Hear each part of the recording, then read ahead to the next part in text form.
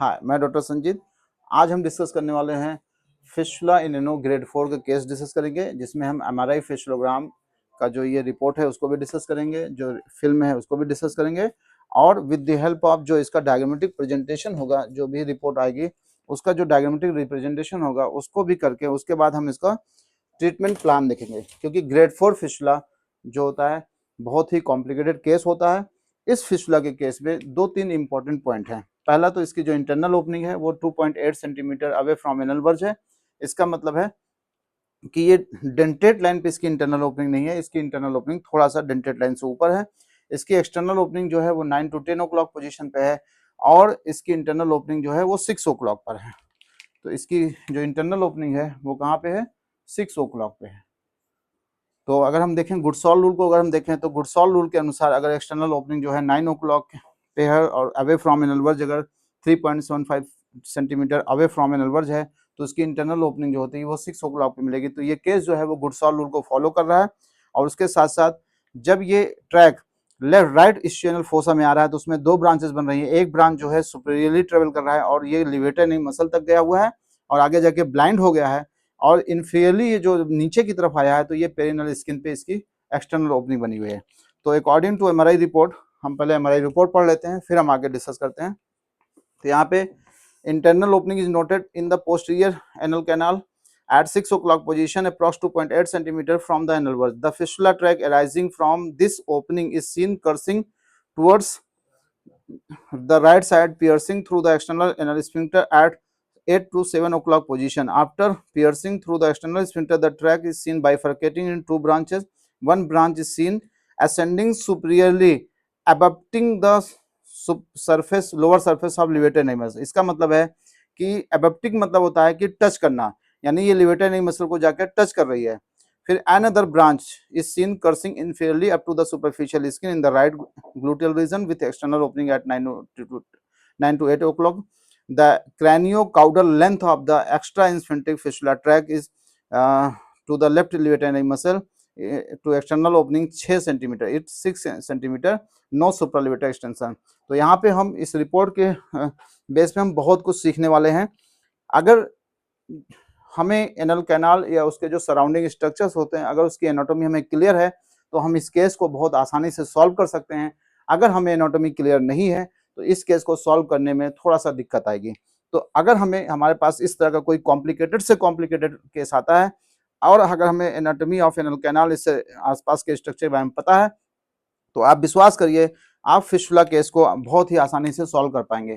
तो सबसे पहले हम एनल कैनाल की इसका एक्सियल सेक्शन देखेंगे। यहाँ पे ये एनल कैनाल है जो ग्रीन कलर से हमने शो किया है, ये आपकी जो है इंटरनल स्फिंक्टर्स है। फिर उसके बाद हम इसकी एक्सटर्नल स्फिंक्टर्स को ड्रॉ करेंगे। एक्सटर्नल स्फिंक्टर इंटरनल स्फिंक्टर के जस्ट बाहर का स्ट्रक्चर होता है। फिर उसके बाद हम इसकी जो एंटीरियर साइड का स्किन है और ये पोस्टीरियर, ये एक्सियल सेक्शन में अगर हम इसका कोरोनल सेक्शन देखें तो इस पेशेंट का कुछ ऐसे आएगा। तो ये हम आपको कोशिश करें कि ये सिखाएं कि कैसे आप एक एमआरआई फिस्टुलोग्राम रिपोर्ट को डायग्राम में कैसे प्रेजेंट। ये इसकी लिवेटर नेक मसल है, ये इसकी इंटरनल स्फिंक्टर है, और यहाँ पे ये इसकी डेंटेड लाइन है। यहाँ पे ये क्या होता है, व्हाइट लाइन ऑफ हिल्टन होता है, और इंटरनल स्फिंक्टर के बाहर जो होता है वो आपका क्या है, एक्सटर्नल स्फिंक्टर। अगर हम मोटा मोटा इस ट्रैक को ड्रॉ करें तो कह रहा है कि इस पेशेंट को जो इंटरनल ओपनिंग है वो कहाँ पर है, 2.8 सेंटीमीटर फ्रॉम एनल वर्ज। और हमें पता होना चाहिए कि एनल वर्ज से डेंटेड लाइन की जो डिस्टेंस होती है वो 2.3 सेंटीमीटर होती है। तो अगर हम देखें तो इंटरनल ओपनिंग 2.8 सेंटीमीटर है, तो इसका मतलब है कि इसकी इंटरनल ओपनिंग एनल जो डेंटेड लाइन है उससे थोड़ा सा ऊपर है, यानी 0.5 सेंटीमीटर ऊपर है। तो यहाँ से क्या हुआ, फिर इन्होंने क्या किया, एक्सटर्नल स्फिंक्टर और इंटरनल और एक्सटर्नल स्फिंक्टर को पियर्स किया, कहाँ पे, राइट साइड में।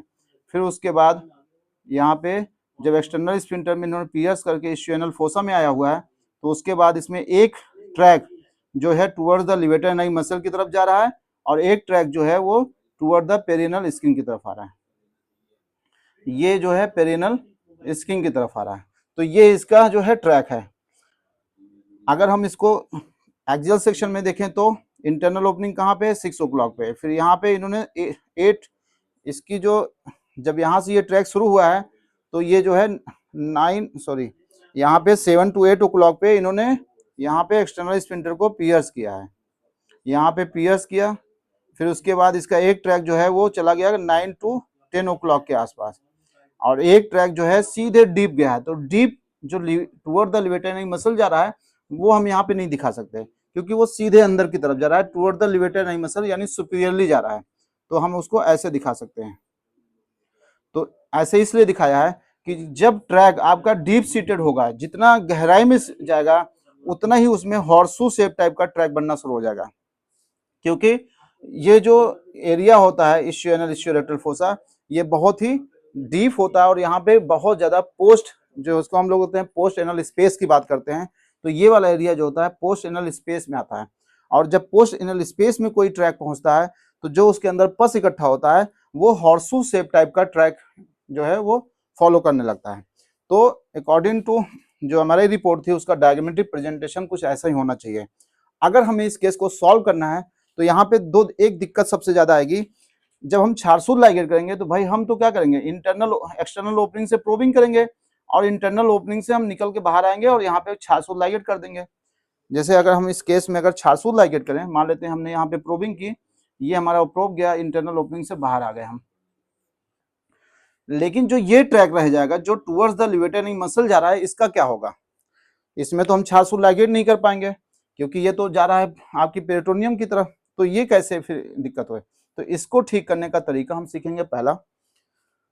दूसरा, अगर ये इस तरह का ट्रैक है, देखिए ओपनिंग कहाँ पे है 9 to 10 ओ क्लॉक पे एक्सटर्नल, और इंटरनल कहाँ है 6 पे, तो क्या हम अगर एक छारसूत्र ऐसे लाइगेट करेंगे, चूंकि ये ट्रैक कर्वीलिनियर है, तो ये ठीक हो पाएगा? नहीं ठीक हो पाएगा, क्योंकि जब हम छारसूत्र लाइगेट करेंगे जो इसमें पस या डेब्रीज होती हैं वो कहाँ इकट्ठा होंगी, वो आएंगी यहाँ पे इस एरिया में आके आएंगी। तो यहाँ पे हमें क्या करना पड़ेगा, एक हमें यहाँ पे विंडो बनाना पड़ेगा। तो जब तक हम विंडो नहीं बनाएंगे तब तक इस केस को हम सॉल्व करना थोड़ा सा मुश्किल होगा। तो विंडो बनाने का क्या फायदा होता है, जब हम विंडो बनाएंगे तो हमें क्या मिलेगा, हमें ड्रेनेज मिलेगा, हमें क्या मिलेगा, ड्रेनेज मिलेगा। और ड्रेनेज का फायदा क्या होता है, जितने भी इस ट्रैक के अंदर डेड सेल्स होंगे, डेब्रीज होंगे, या पस का जो सेल्स होंगे, या जो मल के टुकड़े फॉरेन पार्टिकल इंटरनल ओपनिंग के थ्रू आ रहे हैं, वो इसी के थ्रू बाहर निकल जाएंगे।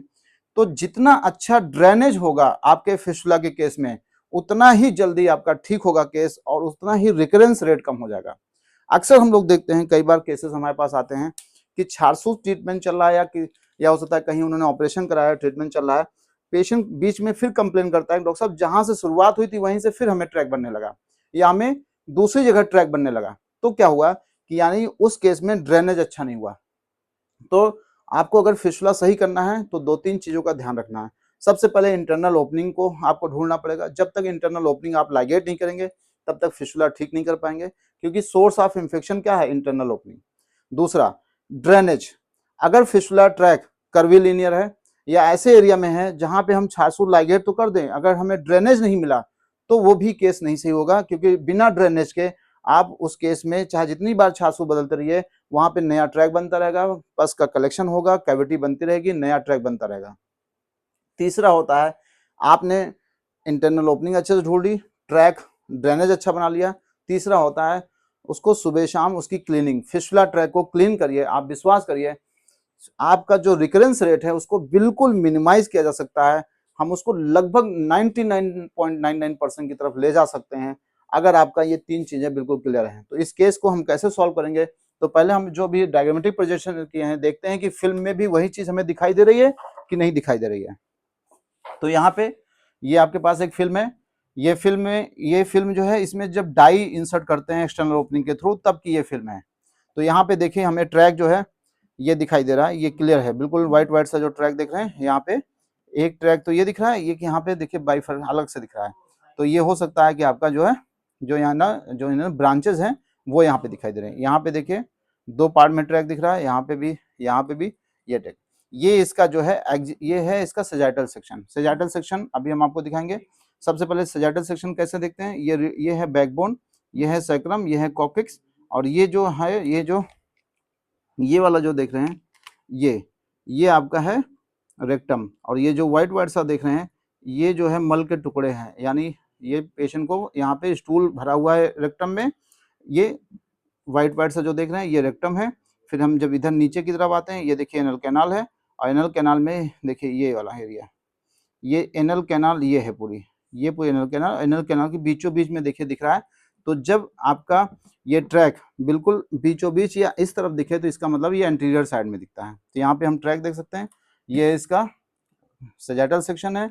यहाँ पे हम इसका जो है देखिए, ये इसका हम एक्सियल सेक्शन देखेंगे। यहाँ पे देखिए राइट साइड में राइट इश्यूएनल फोसा में देखिए यहाँ पे आपको ट्रैक बहुत क्लियर दिखाई दे रहा है। अब हम इसका ये डाई डालने के बाद की पिक्चर है। अब हम बिना डाई डाले हुए केस में देखेंगे। इसका सबसे पहले हम सैजिटल सेक्शन ही देखेंगे। यहाँ पे हम बैकबोन देख सकते हैं, यहाँ पे सैक्रम है, ये टिप ऑफ द कॉकिक्स है, और यहाँ पे हम इसका यहाँ पे देखिए ये आपकी रेक्टम है। रेक्टम कहाँ से शुरू होती है हम पहले ही पढ़ चुके हैं। रेक्टम हमारा जहाँ पे सैक्रम का S3 सेगमेंट होता है वहाँ शुरू होती है, और टिप ऑफ द कॉकिक्स तक आके आपका रेक्टम देखिए यहाँ पे ख़त्म हो रहा है। फिर उसके बाद ये इसका जो है यहाँ पे हम ट्रैक देख सकते हैं, और ये जो वाइट सा एरिया देख रहे हैं ये इन्फिल्ट्रेशंस है। यहाँ पे इसका मतलब है कि यहाँ पे इन्फ्लामेटरी प्रोसेस हो रहा है, तब ये बॉडी में आपको इन्फ्लामेशन यहाँ पे जो दिख रहा है, इन्फिल्ट्रेशंस वाइट सा दिख रहा है। लेकिन यहाँ पे जो वाइट सा स्पॉट दिख रहा है ये आपका फ्लूइड है। तो अगर फ्लूइड होगा तो बिल्कुल वाइट सा एरिया होगा, अगर इन्फिल्ट्रेशंस होंगे, इन्फ्लामेशन होगा, तो आपको इस तरह एरिया दिखेगा MRI फिल्म में। कई बार MRI फिल्म के अनुसार रिपोर्ट नहीं बन पाती है,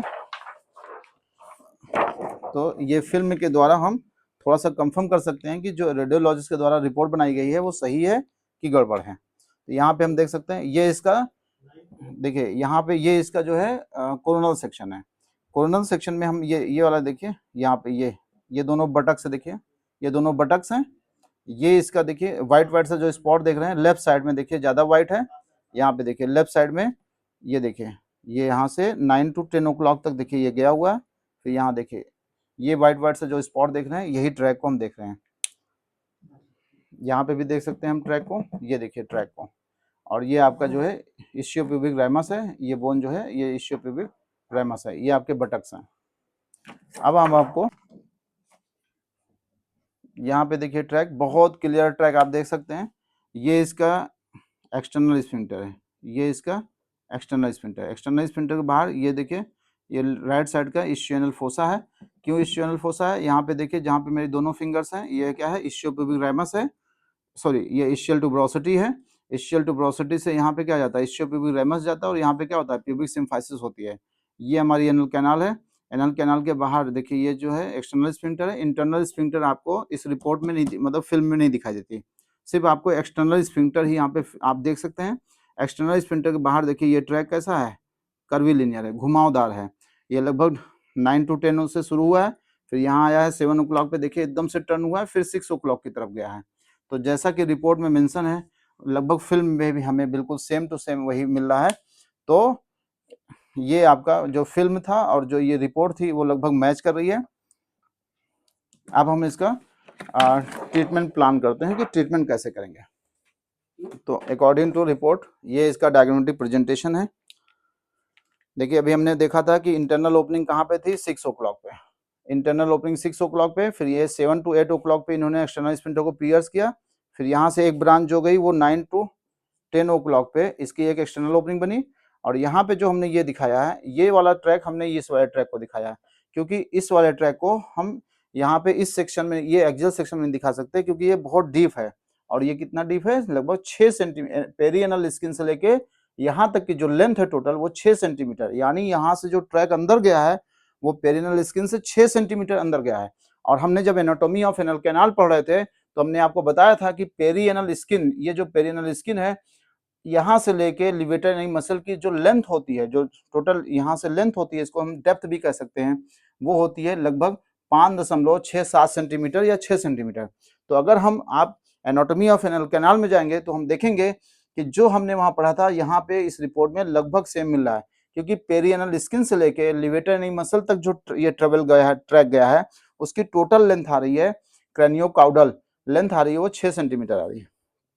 तो ये आपका है। अब इसमें हम ट्रीटमेंट कैसे करेंगे, हमने अभी बताया कि सबसे पहला तो है जो हमारा ट्रेडिशनल ट्रीटमेंट है, हम यहाँ से प्रोबिंग करेंगे एक्सटर्नल ओपनिंग से। जैसे हमने यहाँ से एक्सटर्नल ओपनिंग से प्रोबिंग किए, हम आएंगे कहाँ पे, हम आएंगे 6 o'clock पे। हमने यहाँ पे 6 सूत्र लाइगेट कर दिया, सेम यहाँ भी यही करेंगे, 4 सूत्र लाइगेट कर दिया। अब सवाल आता है कि जो ये एक्स्ट्रा ब्रांच थी, ये जो एक ब्रांच जो इसकी यहाँ से लिवेटरिंग मसल की तरफ जा रही थी, इसका क्या होगा, जो पाइप लाइगेट, ठीक। तो यही ट्रैक को ठीक अगर हम कर ले, इस ट्रैक को जो ब्रांच थी अगर हमने इसको ठीक कर लिया, तो आप विश्वास करिए फिर इस पेशेंट को दोबारा नहीं होगा।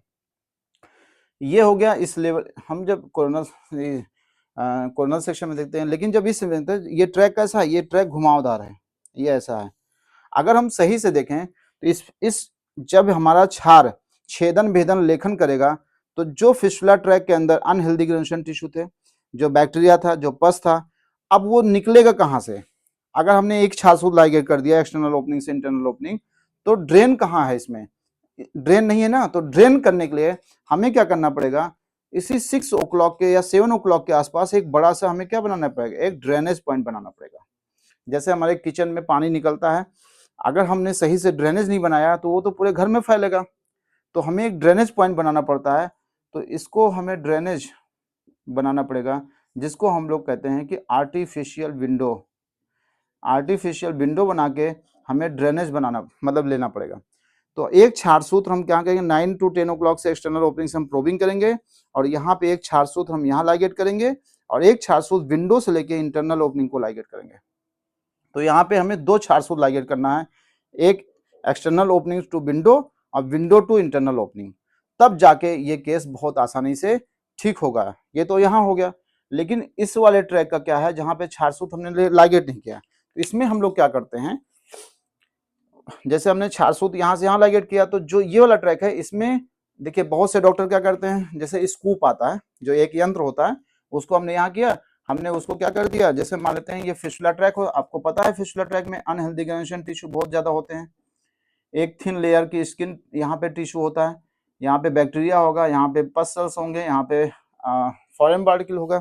तो जब हम स्कूपिंग करते हैं, हमने यहाँ पे इंस्ट्रूमेंट डाल के स्कूपिंग करेंगे अगर अंदर अंदर, तो क्या होगा, हो सकता है कि कुछ अनहेल्दी टिश्यू छूट जाए, या हो सकता है कि आज तो आपने कर दिया, जब अगले दिन पेशेंट मोशन के लिए गया, तो मल के कुछ टुकड़े जो इसके अंदर आए इंटरनल ओपनिंग के थ्रू, वो कुछ इस ट्रैक में चले गए, तो अगले दिन क्या होगा, फिर वहां से एक नया उस इंफेक्शन का सोर्स मिल जाएगा, फिर से इसको दोबारा होने लगेगा। तो इसमें 2 काम करना है। वन नाइट के लिए जब हम इसमें प्रोबिंग कर रहे होते हैं, जब इसमें क्षार सूत्र लाइगेट करते हैं, एक क्षार सूत्र जिसमें स्पेशली अगर क्षार हो, उसको एक वन नाइट के लिए इस ट्रैक के अंदर हम लोग क्या कर देते हैं, इसके अंदर भर देते हैं। जब हम इसमें मान लेते हैं क्षार यहाँ पे हमने एक वन नाइट के लिए भर दिया इस ट्रैक के अंदर, जो ब्लाइंड ट्रैक था, तो इससे क्या फायदा हुआ, तो क्षार का काम क्या होता है, छेदन भेदन लेखन। तो एक्सीजन इंसीजन और स्क्रैपिंग के थ्रू क्या करेगा, जो भी इस ट्रैक के अंदर डेब्रीज होंगे, जो भी इसमें बैक्टीरिया होगा, क्योंकि बैक्टीरिया भी जो एल्कलाइन मीडियम होता है उसमें ग्रो नहीं कर पाएगा, तो ये ट्रैक बिल्कुल अगले दिन आपको क्लीन मिलेगा। जितना आप स्कूपिंग से इस ट्रैक को साफ कर सकते हैं, उससे कहीं ज्यादा रिजल्ट मिलता है जब आप इसमें वन नाइट के लिए आप क्षार सूत्र या क्षार से लेपित एक इसमें थ्रेड इसमें एक रात के लिए अप्लाई कर दीजिए, तो अगले दिन जब आप देखेंगे ये ट्रैक बिल्कुल क्लीन रहेगा। जब अगले दिन ये पूरा ट्रैक क्लीन रहेगा, तो अब आपकी इसमें हीलिंग शुरू हो जाएगी। जब हीलिंग शुरू होगी, तो ये जो ब्रांच होती है वो धीरे धीरे क्या हो गई, वो धीरे धीरे सबसाइड कर जाएगी। लेकिन गलती से अगर सुबह लैट्रिन करने के दौरान मल के कुछ टुकड़े अगर इसमें आ गए फिर से वापस, तो फिर से इसमें इंफेक्शन का सोर्स बना रहेगा। तो इसके लिए क्या करना है, आपको ऐसे एक पाइप लेनी है, देखिए यहाँ पे, और इसकी देखिए लेंथ लगभग 10 सेंटीमीटर है। आपको क्या करना है, जो भी एंटीसेप्टिक सोल्यूशन या जो भी आपको उचित लगे, चाहे वो ग्राम नेगेटिव बैक्टीरिया को कवर करने वाले सोल्यूशन के फॉर्म में कोई एंटीबायोटिक्स मिल जाए, या ब्रॉड स्पेक्ट्रम एंटीबायोटिक जो कवर करता है वो कोई सोल्यूशन मिल जाए, आपको क्या करना है, आपको इसमें भरना है। और आपको जब इसके अंदर जब इसके करेंगे, जब इसमें आप बहुत स्पीड से जब इसमें डालेंगे, देखिए मैंने वाटर डाला, तो ये जब वाटर जाएगा तो इसके अंदर जो भी डेब्रीज होंगे, जो डेड सेल्स अभी बचे हुए थे या जो फॉरेन पार्टिकल चला गया, वो क्या होगा, क्लीन हो जाएगा। तो जितना ज्यादा ये ट्रैक क्लीन रहेगा, उतना जल्दी जल्दी ये क्या हो जाएगा, ये जो है हील होना शुरू हो जाएगा। तो जो मेरा क्लिनिकल एक्सपीरियंस है, मैं जो अपने पेशेंट में करता हूँ, मैं यही करता हूँ, सुबह शाम ऐसे पाइप से, क्योंकि 6 सेंटीमीटर का गहराई में ट्रैक है, तो 6 सेंटीमीटर तक लगभग हमने इसको पाइपिंग अंदर की, और सुबह लैट्रिन से आने के बाद पेशेंट को कहते हैं कि आप इसको यहाँ से ऐसे पुश करिए, तो जो इसमें डेड जो भी फॉरेन पार्टिकल चला गया है वो क्या हो जाए, रोज का रोज साफ होता रहेगा। तो इससे फायदा क्या होगा, यहाँ पे सेकेंडरी इन्फेक्शन नहीं होगा, ये घाव जल्दी हील करेगा, पेशेंट को दोबारा नहीं बनेगा, पस बहुत कम बनेगा, पेशेंट को पेन नहीं होगा, और बहुत स्मूथली, जो छारसूत विधि में लोगों को डर रहता है कि छारसूत बहुत पेनफुल थेरेपी होती है, अगले दिन कोई काम नहीं कर पाएंगे, कहीं पेशेंट जाएगा तो अगर ज्यादा पस निकलेगा तो पेशेंट अनकंफर्टेबल फील करेगा। तो आप विश्वास करिए, अगर आप सुबह शाम इस ट्रैक को क्लीन करते हैं तो आप देखिएगा पेशेंट को ना तो ज्यादा पस बनेगा, ना ज्यादा पेन होगा, सेकेंडरी इंफेक्शन से बचेगा पेशेंट, और सबसे अच्छी बात है रिकरेंस रेट को हम बहुत मिनिमम टू मिनिमम कर सकते हैं। और अगर देखा जाए तो दुनिया में यही एक बीमारी, फिस्टुला ही एक ऐसी बीमारी है, स्पेशली अगर हाई एनल फिस्टुला की बात करें या जो ग्रेड 4 और ग्रेड 5 के फिस्टुला हैं, रिकरेंस रेट सबसे ज्यादा यहीं पे है। इसीलिए आपने जितनी भी बीमारियां हम लोग पढ़ते हैं उसमें सबसे ज्यादा ट्रीटमेंट के तरीके, चाहे मॉडर्न में देखिए चाहे आयुर्वेद में देखिए, सबसे ज्यादा ट्रीटमेंट के तरीके फिस्टुला के लिए ही आए हैं। और कोई भी सर्जरी ये 100% एश्योर नहीं कर सकती कि 100% हम उस फिस्टुला ट्रैक को इस सर्जरी के द्वारा हम इसको सही कर सकते हैं। लेकिन अगर आप सही से इंटरनल ओपनिंग सर्च कर लिए हैं, सही से आपने ड्रेनेज बना दिया है, और अगर आप सुबह शाम इसको क्लीन करते हैं, तो आप विश्वास करिए फिस्टुला जो है बहुत आसानी से वो है बहुत बहुत ही इजी तरीके से इसको मैनेज किया जा सकता है। धन्यवाद।